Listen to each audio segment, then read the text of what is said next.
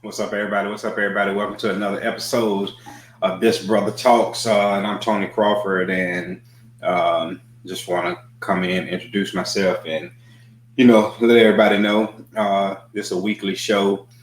Come on every Monday at 7:30 Central, 8:30 Eastern, um, and I give my opinion on on sports topics and it's a lot of basketball and stuff that's going on. So that's what I mainly been, excuse me, been discussing these last few episodes. And this episode is going to be, more about, NBA basketball because the playoffs is going on.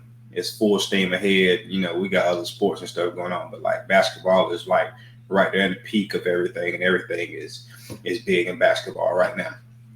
But before I get into um, the NBA basketball, I just want to discuss one thing that I saw come up today, and it was the Jordan Brand signs 11 Black WNBA players, which I feel like that is a big deal, not because they're black, but because they're female. And um, the Jordan Brand is one of the biggest brands in sports today, if not the biggest. Excuse me. But 11 women signed, and I'm gonna put this over my screen. It's gonna cover me up because I just want to show you the picture that the 11 women took with Jordan, and I thought that was really really big. Coming um, Jordan being a male athlete, and a lot of females hadn't tapped into a lot of endorsements. I think this is really big because female sell shoes too, and it has a lot to do with his daughter that she said she wanted to start making more female oriented shoes and stuff and get their female brand out, which I think that's a big deal because it's a lot of females that like rocking Jordans, and just imagine you start getting these ladies start having their own colorways and stuff like that. That ain't gonna do nothing but boost sales and make them some extra cash off the court. So I think that's a big deal, and this is the most that the Jordan brand has had in the WNBA. You had the Maya Moores and stuff like that. Now we have Jordan Canada, Tia Cooper, Derica, Hamby, Ariel Powers, and Kia Nurse, and that's just to name a few. And it's a few more. And I just I wanted to touch on that because that is a big deal to me because I've been real big on like let's get these ladies like watch their games, buy some of their apparel, because everybody talk about they want women to make excuse me just as much as men, and can't do that if the money's not coming in that way. So this is a big deal to me because a lot of ladies don't get a chance to get off the court endorsements, and I've been seeing a lot of that lately now. With a lot of the females getting endorsements off the basketball court, and a lot of times, to be honest with you, that builds the brand. Period. You know, if you go back and look at Michael Jordan, he was one of the least paid players in the NBA, but the best. And he made his money off the basketball court until the latter years of his career where he made all that money. But I think this is big for the ladies, and this is something that's going to show the younger generation that this can be them. They can come up and play basketball and get endorsements. And because when people think about it, and you think about shoes, you think about basketball, you think about Michael Jordan, and to be signed with Team Jordan, that's a big deal. And I'm grateful for these ladies that they get an opportunity to make money off the court, because if they make money off the court and they get paid more in the WNBA, then we don't have to worry about our ladies going overseas to make their money, then coming back. They can really have an off season. They could play in the WNBA, have their off season, and come back and play again. So I like the fact that this right here, this is just the beginning. When they started up in their pay, which I felt like that was good. Then now you starting to see more females get endorsements. And this is a big one right here because they can really grow in this Jordan brand because this is new and upcoming. They starting female apparel, and this could be really, really, really big for them. So shout out to those ladies. Shout out to MJ for and the Jordan brand for tapping in and getting these ladies some endorsement and money off the court.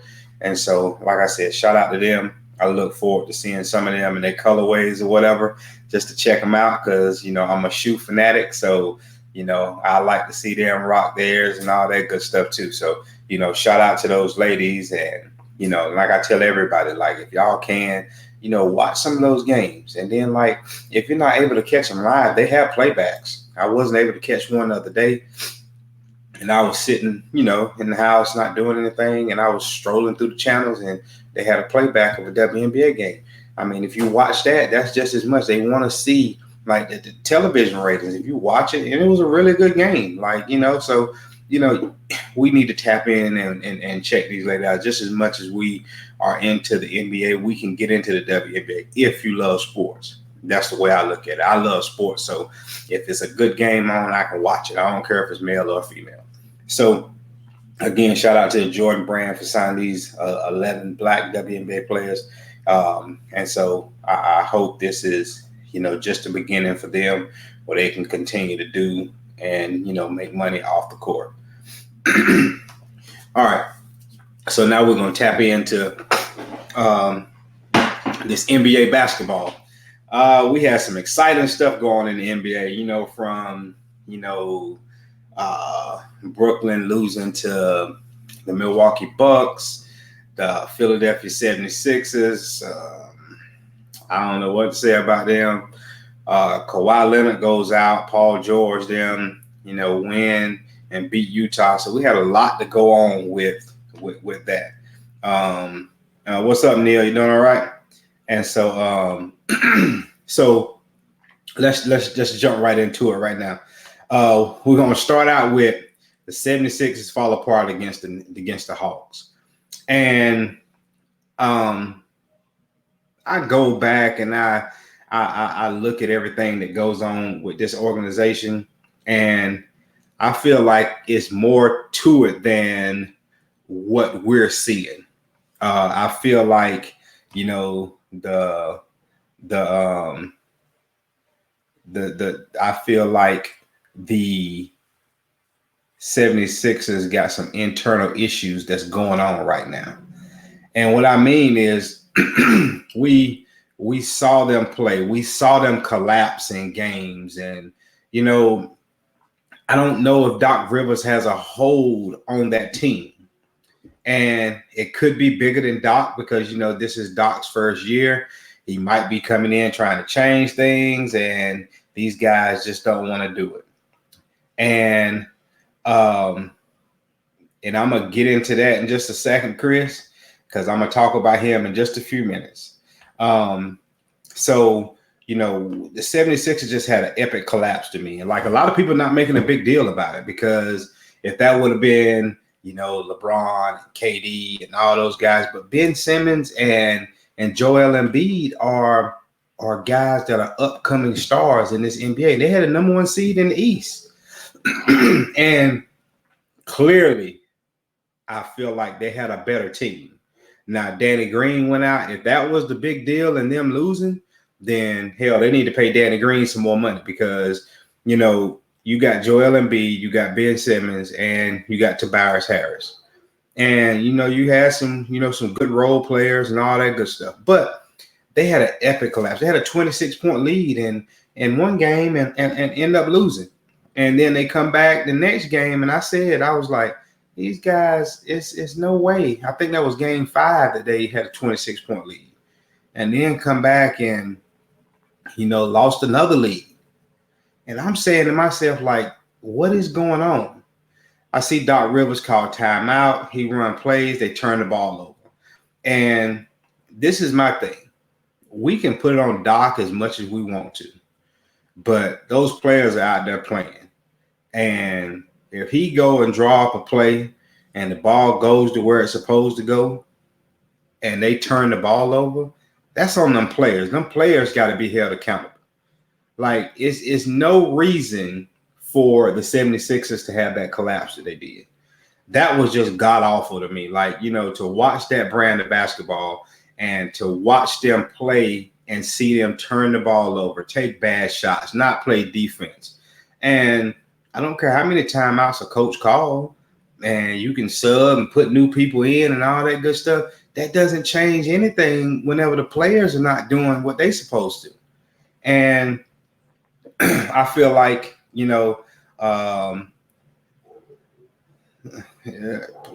said players win and coaches lose. I feel like this right here. Whenever, yeah, Chris, that's exactly what I was going to say. The Philly had more talent, but Atlanta had more heart. I feel you on that. But get back to this. You said players win, Kevin, and you said and coaches lose. I think it goes both ways. I don't think that, because if you have good coaching could be part of wins. It takes a collective effort.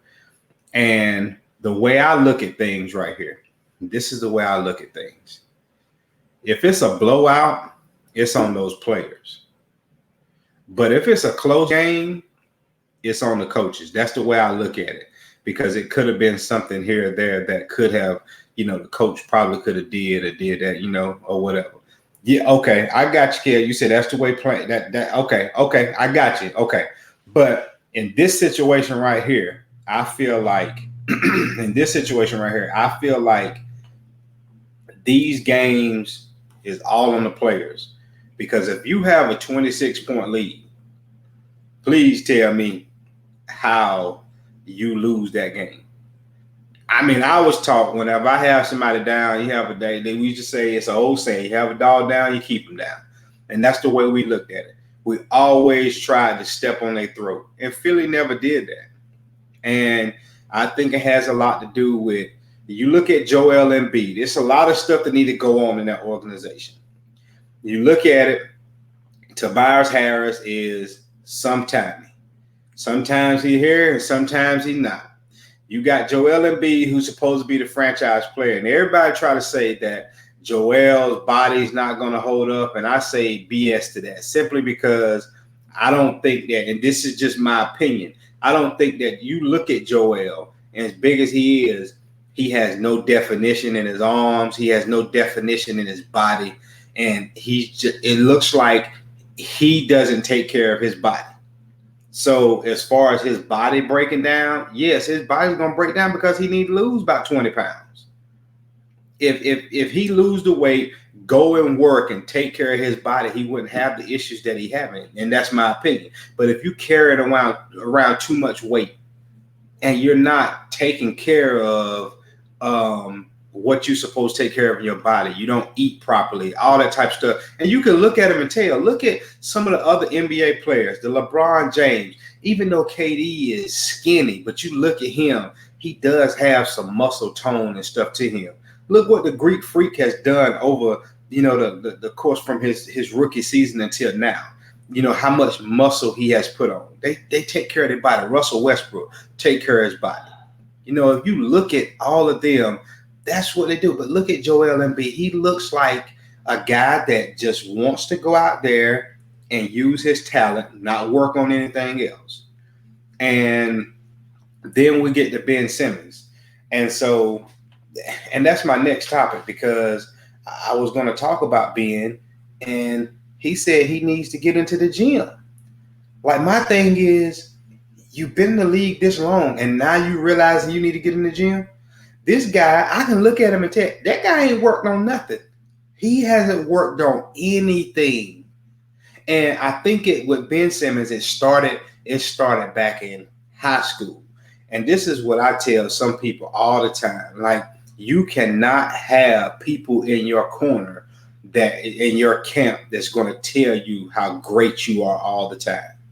And that's what's happened with Ben Simmons. From high school to LSU until now, everybody's told him how great he is, and he never. And then the level of competition that he played against, wasn't up to him and up to his standards. And so it was easy for him to get to the basket. He didn't have to work on that. But like, if anybody know me, if I work out your kid, if I coached your kid, if it was my brother, if it was myself, I felt like if you have three aspects of a basketball player offensively, if you can knock down the three, if you can shoot the mid-range, that makes it easy for you to get to the basket. Plain and simple. That's the way I look at everything. And what Neil say?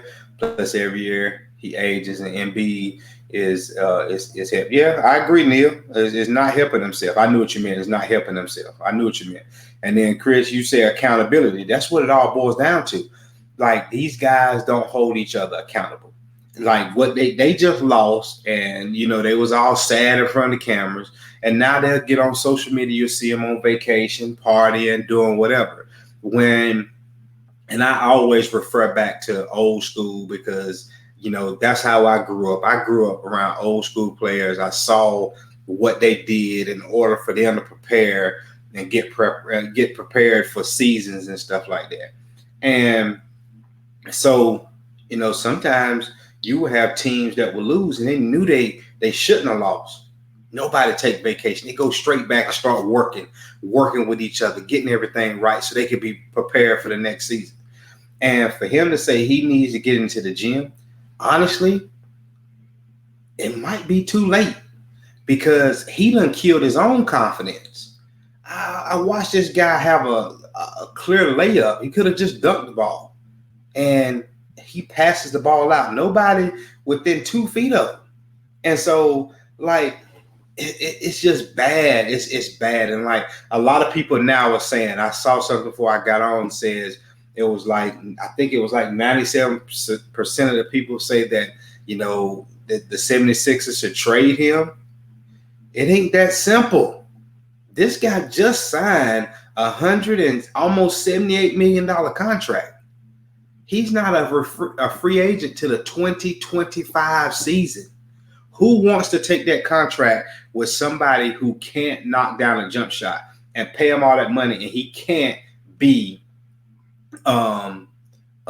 you can't have him in the game come crunch time, because it goes to the old hacker shack thing. Hacker being, let me go foul him, and he may make one because he's not making two. And if he's making one and possibly none, and I go down and make threes, that changed the whole momentum of the basketball game. And, a lot of people, I know, a guy from Maryland, well, not from Maryland, me and him met in Maryland, but he's from Louisiana area. Oh, he used to hype being up, not realizing that, that stuff that he was doing was not going to make him better in the next level. And if I had Ben Simmons' phone number, I'd call him and I'd change his jump shot. I'll make him have a jump shot. If I didn't, then guess what? He wouldn't have to pay me, plain and simple. Because whoever are the shooting coaches and all that good stuff, matter of fact, this is what I believe about him. I believe he goes to practice and go home. Simple as that. Practice and go home. I don't think he do anything else. There's nowhere in the world he does. And then so like come game day, they're out on the court shooting and all that good stuff. I think that's all he doing. And like, that's not going to get you prepared to knock down jump shots when people, because like, it's mental up here. Let somebody back 5 feet off of me and see what happened to him. Back 5 feet off and see what happened. Like, you should be laughing at these guys. Like, you want to give me the jump shot? Yeah, I'm going to knock it down. And then that makes it easier for you to get to the basket. Then you can play the way you really want to play. And I ain't saying he has to be this knockdown, drag out, perfect shooter. But you got to be, I used to tell my brother Eric, he wasn't the greatest shooter. I used to tell him, you just got to be able to, whenever that ball is kicked to you, you got to be able to knock that shot down consistently. That's all. You just got to be consistent with it. And I think his problem is everybody has told him how good, how great he is, and never just sat him down or went at him and told him, Like I said, anybody knows me. I critique basketball, and I always tell people this story. I never forget my brother Eric played at Westover his senior year. I think he had, if I'm not mistaken, he had a triple double. He had like 28 points, 10 rebounds, 12 or 13 assists. And he, it was on a Saturday. Everybody from Fayetteville and Rayford was there and all that good stuff. And, after the game, matter of fact, he got a dunk that game too. First time I ever seen him dunk. And he come to me after the game, to man, you like that triple double I got? And like, yeah, I liked it. But you could have had more assists or more points if you went to turn that ball over 2 or 3 times. And he's, oh man, well, you ain't gonna give me no credit. I'm giving you credit, but it's always room for improvement. And if you have people like that can, push you and get you to see certain stuff. My son used to be the same way. He have good games, and I tell him what he messed up on. Because I want you to correct that, because you're not going to always have these great games, but all those little bitty things that you messed up on can make the game so much better. And I think that's what Ben's problem is. He didn't have people in his corner to, tell him those type of things. Everybody told him how great he was. Simple as that. Everybody told him how great he was. And I don't think that's good for him. And I hope that he gets in the gym. I hope that he finally sees that it's time. Like, he's making too much money, and, you still can get another big payday in 2025. But if you ain't got no jump shot, but the Sixers are stuck. I think that was a bad contract to start out with. I never pay anybody that can't be on the court at crunch time. You can't pay this guy all this money and he can't be on the basketball court simply because he can't knock down jump shots. He can't knock down free throws. There's no way in the world that you should pay a guy that much. And, Philly might find a way to wiggle their way out of it, but it's me personally, I think it's time for them to blow it up. It's time for Philly to blow that up, because if you wait a year or two, then it's going to be too late and your window of opportunity is going to close. These guys that, like the Ben Simmons and the Joel Embiid, even Tobias Harris. I mean, I think they got comfortable in that setting, and like they don't do what they're supposed to do. Not every game. They're too inconsistent.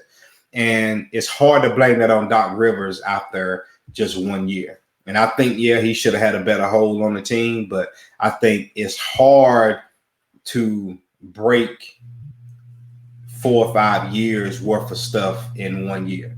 So I'm not giving Doc a pass, but I'm seeing it from a different point of view, saying that, he needs to get a hold on that. He didn't commit to Ben Simmons being the point guard for them, and I wouldn't either. But, Ben, I hope he works on that. I hope the Sixers get it together, because basketball is better whenever the Philadelphia 76ers are playing good basketball and they have a good team. All right, so we're going to keep moving on. We're going to stay right into basketball. We're going to move to the Western Conference. And the Suns take a 1-0 lead against the Clippers. And this right here will lead to my next topic, because the Suns take a 1-0 lead. Chris Paul out in COVID protocol, which I don't want to talk about that because I think that's BS. You put the guy in COVID protocol. I'm not sure if he's tested positive. I've seen reports that he was, but then they said he was vaccinated, and no vaccine keeps you from, 100% from getting a virus or anything like that. But Devin Booker, I'll tell y'all, and I'm telling this right now, I used to criticize Devin Booker really, really, really bad, because I felt like all he did was look for his shot. He wasn't making people around him better. I felt like that's the reason why the Suns struggled. And now they got Chris Paul, which Chris Paul didn't play, but I think Chris Paul, his imprint is all over that team. It's all over Devin Booker, because this guy is going to be one of the next up and coming superstars. And if you watch this guy play, he make it look so simple. And I had been criticizing him this year. Me and some friends are criticizing him this year about his rebound. That's really improved. it's improved a whole lot. Last night he had a triple-double, had a 40-point triple-double. And to watch him, and anybody knows me, I love shooting. This guy got one of the prettiest shots in the NBA. Like one of the prettiest shots. And then it's something that about his game that a lot of people have gotten away from, because this NBA is threes and dunks. And Devin Booker got a mid-range game. And it's just, I love to see that, because he can stop and pop anytime. And he's shooting over the top of you. And his jump shot looks so good. He got, it's high. It rotates well. It's a lot of spin on the ball. I just love to see. I'm loving his growth. And if you watch the game last night, he didn't take over until he had to. He got everybody else involved. Normally, Chris Paul does that. And, and they irked out a Clippers team that's missing Kawhi Leonard. Paul George is playing, and y'all know I criticize Paul George, but Paul George has been playing fantastic basketball here lately. Ever since Kawhi Leonard went out, he's been playing on a whole nother level. And this turned out to be a really, really good game. The Suns end up taking it. But this is what, and somebody that, people won't talk about in this series a whole lot. And I said this to my brother the other day. I said, you know what the Utah Jazz is missing? And he said, what? And I said, he playing on the court right now. We were watching the Suns game. And he was like, you talking about that damn Jay Crowder, ain't you? I said, yes. I said, Jay Crowder is not the best basketball player. I said, but he brings a toughness to the team that, that's unmatched. And I watched him last night. At first, he wasn't guarding Paul George. And then he switched over to Paul George like down the stretch in the fourth quarter. And Paul George posted him up. He got the ball. And he tried to body Jay Crowder. He couldn't. He lost it. Ended up taking, a fall-away jump shot. And I said, that's the ball game right there. I said, because he just took everything that they had out of them, because they were going to PG, and he was just having his way with everybody. And after that, it was just a struggle for him to score. Yeah, they made it a little close out there. They hit some threes where the Suns wasn't playing, they were playing prevent defense. That's what they call it in football, prevent defense. But Kev, you're right. That's what you call that guy. He's a dog, and not a dog in a bad way, So, that's the way I look at him. And he brings some intangibles that a lot of people don't do. For instance, PJ Tucker, he brought toughness to the Milwaukee Bucks, but the Suns is a good team. And that's without Chris Paul. I was saying this. I was like, man, these guys are really good. Just to watch them move the basketball. Everybody shares the basketball. And you got to give credit to Monty Williams, because Monty Williams has embraced this team. They have embraced him. And, they just play for each other. And I think it's going to be hard for the Clippers to beat the Suns. And, we know Chris Paul coming back. But we don't know if Kawhi Leonard's coming back. And even if they got Kawhi back, I don't think they would win. And I really don't, because the Suns is just a much better team to me than the Clippers. And so that leads me to my next topic, and it goes as this. Are the Clippers better without Kawhi? Because I'm watching them play, and if you watch basketball, you can see it. The Clippers look better without Kawhi Leonard, because they're moving the basketball.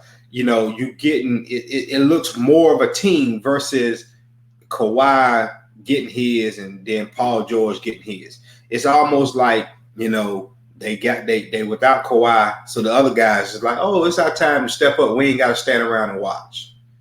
Even though they lost last night, but that doesn't take away the fact that they play better basketball without Kawhi Leonard. And you can say that I'm wrong for this, but go back and watch. these last few games, they've been a much better team. And notice what I said, a much better team without Kawhi Leonard. And it's just been better for him. For Paul George, he's been playing better.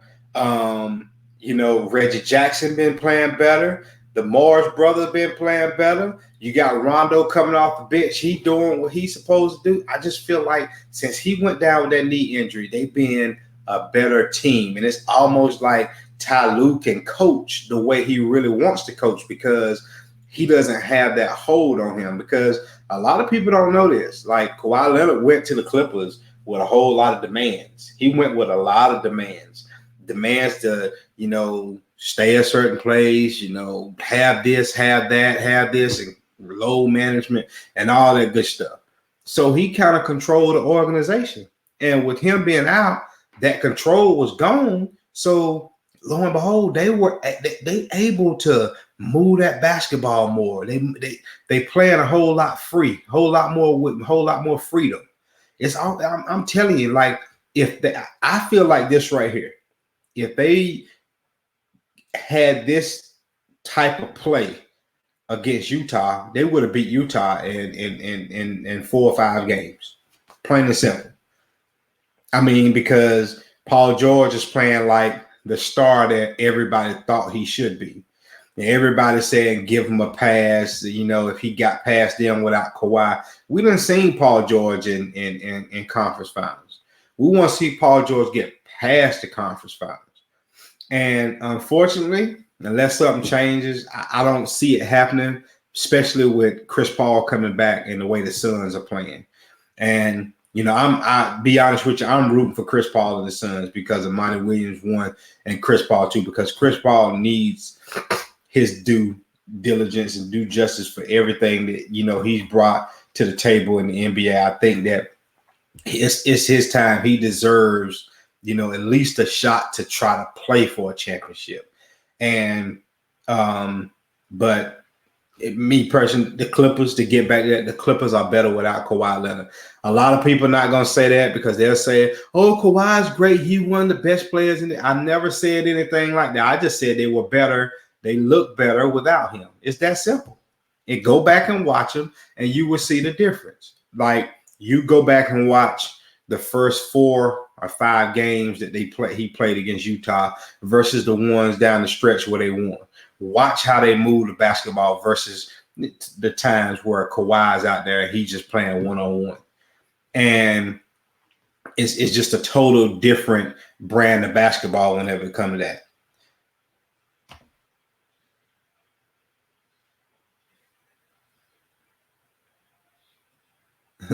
You said it's the freak's turn, my friend, but I understand your logic. I'm gonna be honest with you, Neil. I want to talk about him, but I don't want to down the guy too much. But I think he's very overrated. The Greek Freak is very overrated. He needs to get a jump shot too.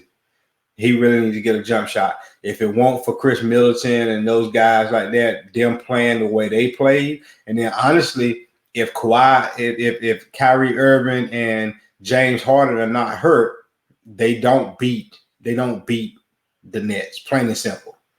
They wouldn't. There's no way. No, they would have won Game 3, and then the other games would have been they would have lost in 5. Plain and simple. Like that. It's plain and simple.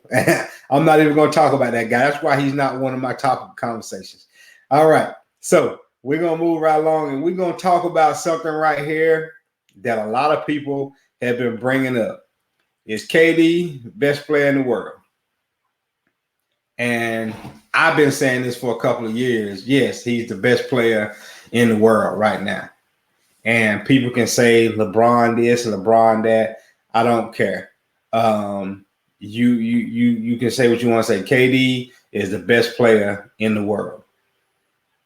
Plain and simple. Watch the guy play. Watch what he does. And a lot of people say this right here, and I hate this logic, and I hate the way people try to change narratives and stuff like that.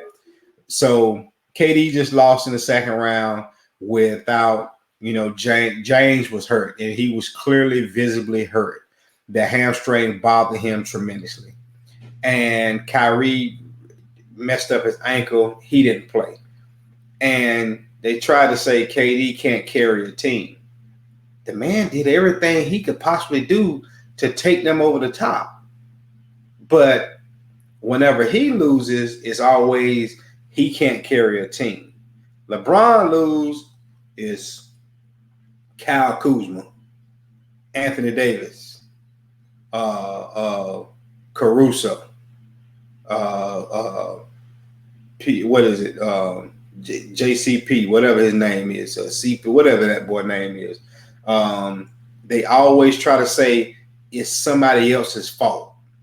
And we got to do the same thing with KD. You got to look at him, look at what he did, and look at how others didn't show up in the times like the Joe Harris. Joe Harris struggled, and he was a big part of their team. You might not want to admit it and all that good stuff, but you go and look at it. KD is the best player.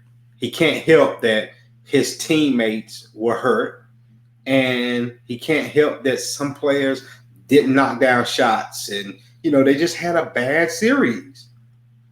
They lost, and this is what I think that the Brooklyn Nets need to do. KD need to go and get some more wind up him, because you could tell he was tired. He hadn't played basketball like that in a while, and they've been having injury after injury after injury. They just need to get healthy and come back. And I guarantee,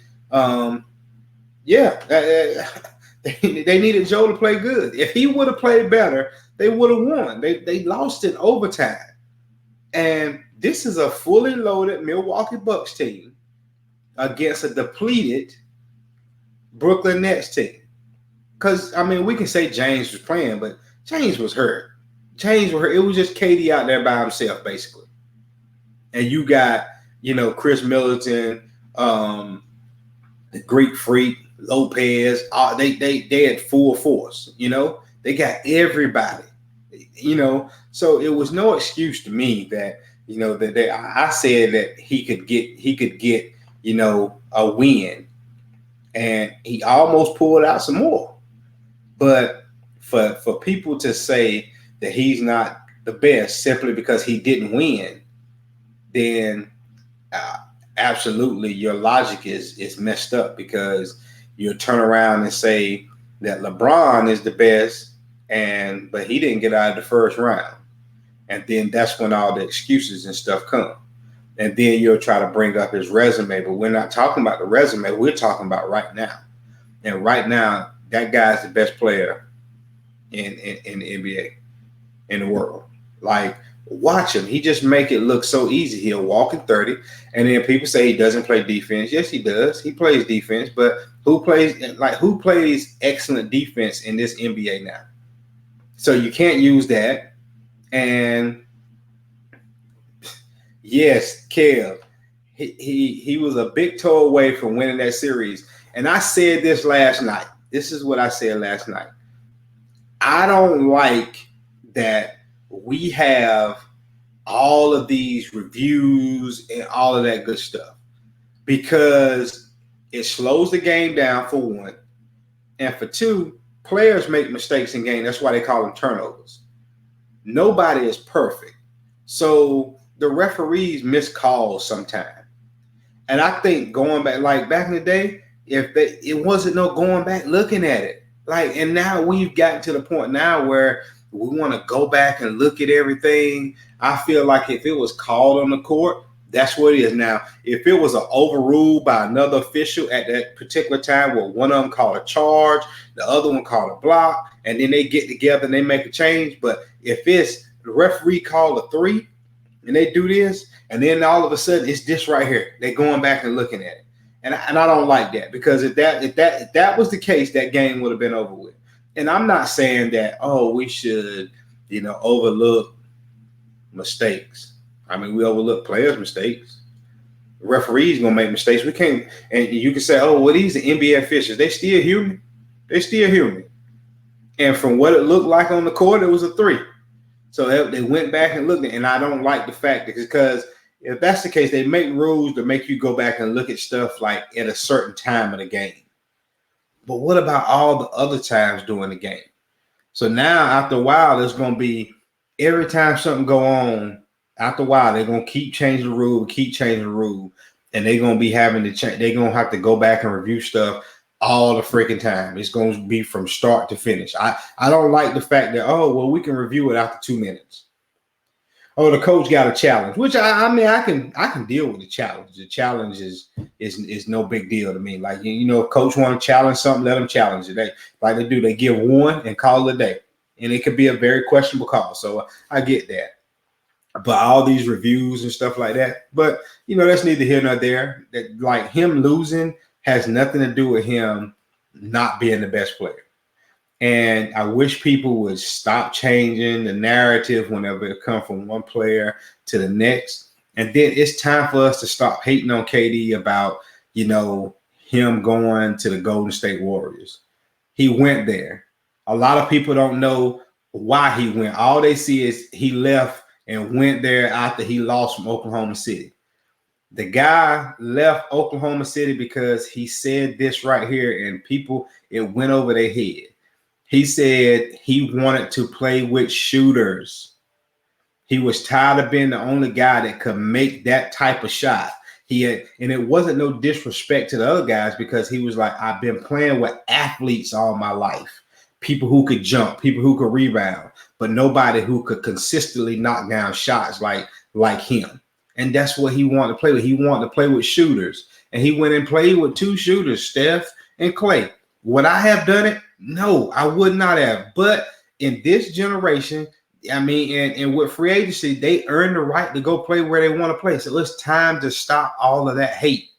And, a lot of people try to say, oh, that's worse than LeBron. No, because in my personal opinion, if LeBron never go and have dinner with D Wade and Chris Bosh, and they plan on playing together and all that good stuff, this probably never would have happened. He opened up Pandora's box. So why everybody got a problem with KD doing it? And then you'll try to say, well, the Heat wasn't a good team. Yeah, that's a good point. But it's one thing I will say. The Heat were tanking. They already knew what they was doing. They was getting rid of guys. They were putting people on 10-day contracts. They had signed people to 1-year contracts because they knew that they only had so much cap space. So they wanted to make sure when that cap space came available during that free agent period, they could sign D Wade back with 2 others. They already knew it. So change that narrative, like tell the entire story. It was the fact of the Miami Heat was bad because they tanked. They knew what they were doing. It was a whole big setup for them to get 2 big free agents. That was their plan. So if you're winning, it's nowhere in the world you could get those 2 because you had people signed. They want to get rid of people. They had people that were signed, and they knew they were coming off the books as soon as that 82nd game was over, because they weren't making the playoffs. They wasn't trying to make the playoffs. That's what it was. He just went to a team that had already won something, but it didn't win a championship. And so he went there and won 2. He possibly could have won 3 if he went towards ruptures Achilles. I think he's the best player in the world. And I've been saying this for years, simply because I love the man's game. I love what he brings to the table. And he's just, an all-around good player to me. They say he can't get people involved. Yes, he can. All he does is score. He rebounds. I mean, he does all of that type of stuff. He's a leader. Just because he went to Golden State and won, you can't keep holding that over the guy's head when you don't hold it over LeBron's head for going to play with D Wade and Chris Bosh and underachieving there when he said they were going to win not 2, not 3, not 4, not 5, not 6, and they only win 2. So it's time for us to stop that. Give KD his credit. The man is the best player in the NBA. Plain and simple. You can say Greek freak. You can say whoever. You can say he lost in the second round, but it's more to it than him just losing in the second round. So, my opinion, he's the best player in the world. And so I'm gonna close with my final word. And my final word is going to be this: load management. I wrestle with load management, and I got some friends. We were talking about load management, and they brought it up and said they could. He said he could understand. One of my friends said he could understand why the NBA like load manage and what they're doing. He doesn't like it, but he can understand why. And he went on to explain that it was certain guys that could have been had long careers, but end up didn't having long careers. He was like, so the load management helps you keep your stars playing longer. And this is how I feel about load management. And I think load management is bad for the game simply because your stars are not playing night in and night out. You got people paying good money to go see games. They want to see these stars, and then lo and behold, they sitting on the sideline in a suit. That's one thing. Load management is bad. The other reason to me is because of this right here. I played a lot of basketball. I practiced a lot of basketball. And I feel like the body is used to repetition.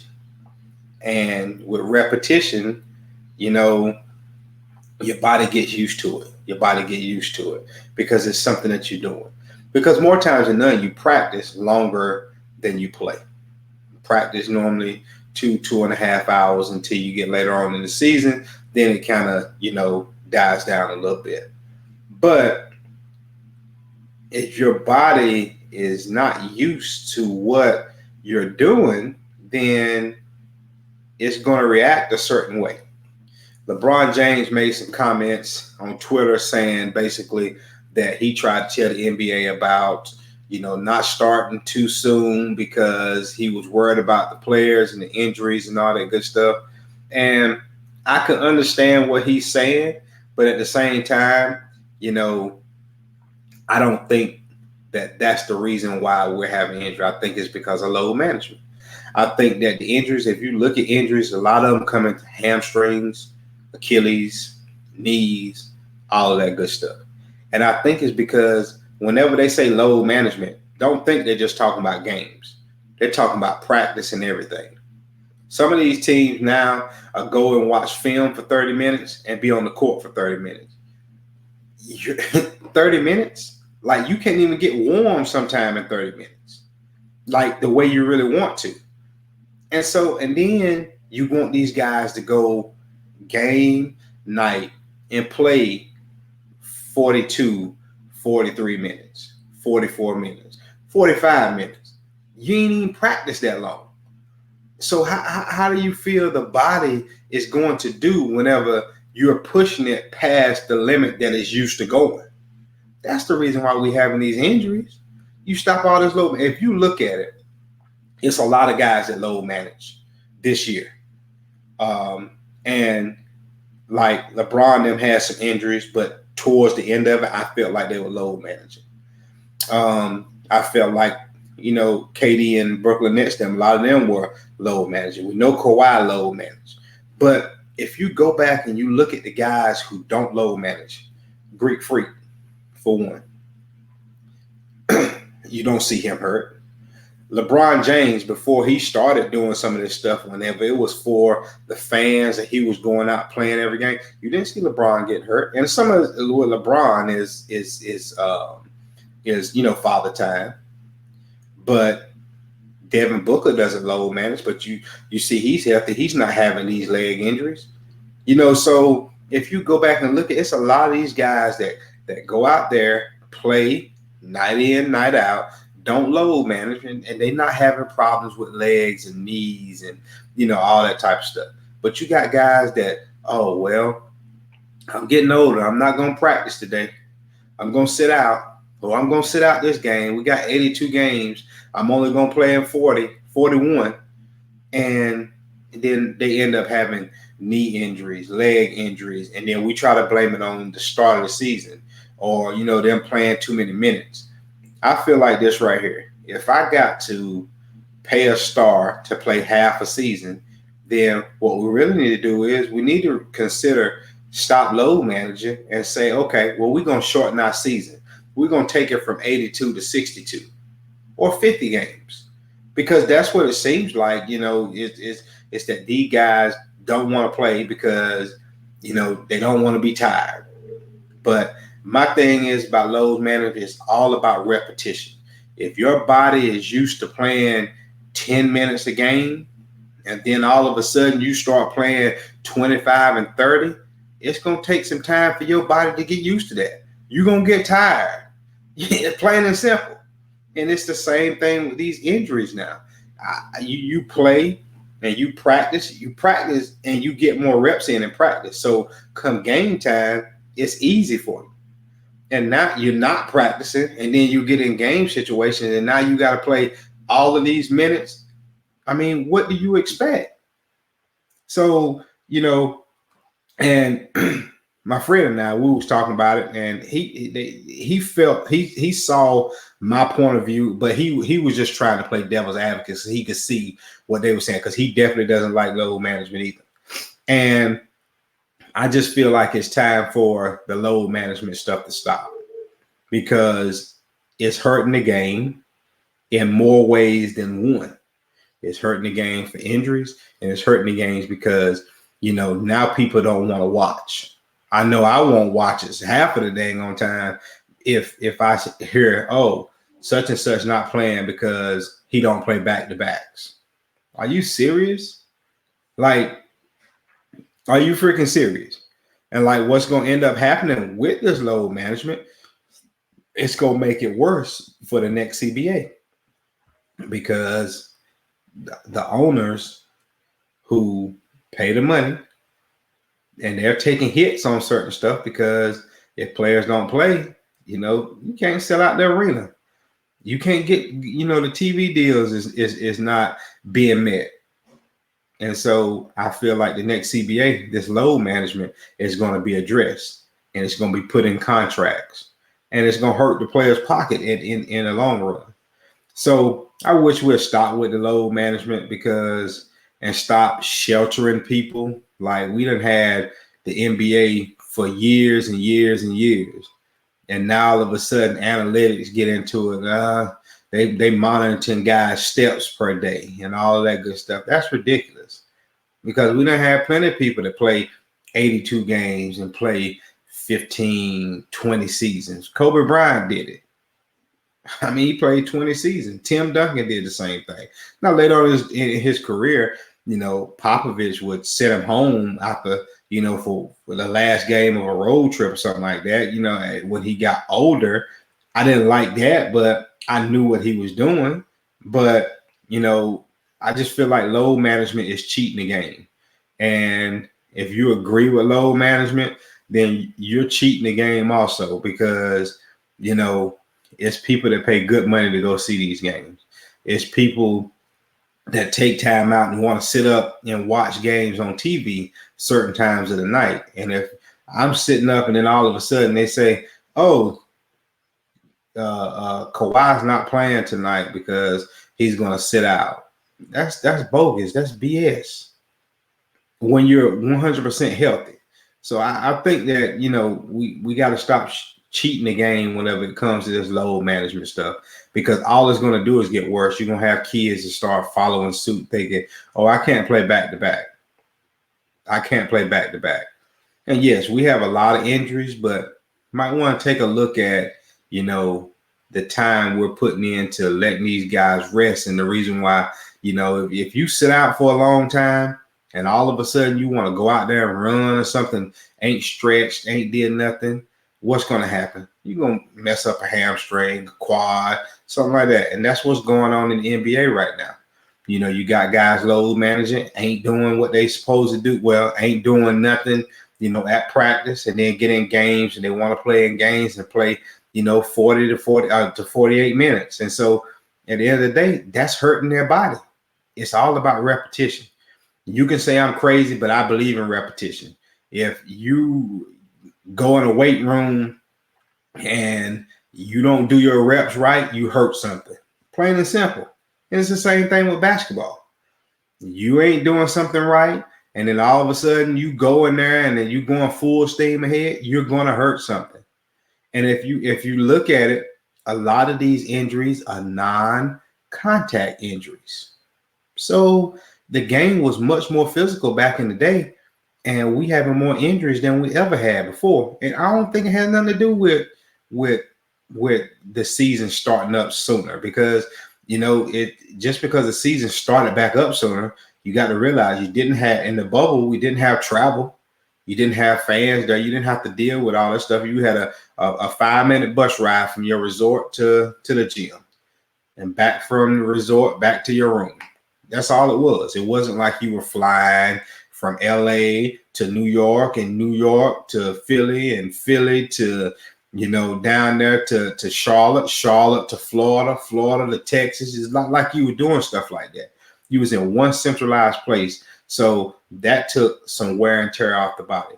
But starting the season up, I think LeBron is wrong in this aspect. I feel like if he was still playing, he never made this comment. He's sitting at home and he can make comments and make some of y'all think that, oh, I said it, so it is what it is. But no, what it boils down to is I think the body needs repetition. If these guys repeatedly go out there and practice hard, games would be so much easier for them. So load management is BS in my personal opinion, and I wish everybody would get off of it. And so that's my final word. That's my show for today. I just want to say, anybody who got on and, and talked to me and, participated in the show, I just want to say appreciate you guys for checking it out.